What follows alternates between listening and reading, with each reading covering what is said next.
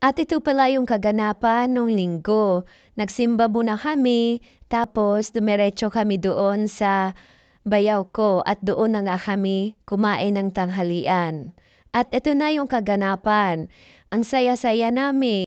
Ini-imagine ko ang sarap pala sa pakiramdam yung nagkakaisa kayo, yung nagkaintindihan kayo, yung nag-open up kayo sa isa't isa. Kaya mga sister-in-law, maraming po salamat sa banding natin. Sana ulit-ulitin po ito natin kahit alam natin na may kanya-kanya na tayong pamilya, may kanya-kanya tayong problema, laban lang tayo sa buhay. Andyan si Lord sa gitna natin. Kaya happy lang tayo mga sister-in-law. At kung makikita nila ito nila mama at papa, alam kong masayang-masaya sila dahil nagkakaisa tayo dito.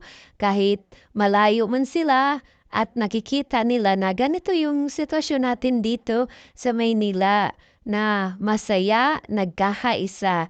Kaya maraming pong salamat sa aking mga sister-in-law at maraming pong salamat sa aking followers and non-followers sa hindi pag-skip ng aking ads at maraming pong salamat sa pagpatuloy na sumusuporta sa aking mga video. Maraming pong salamat!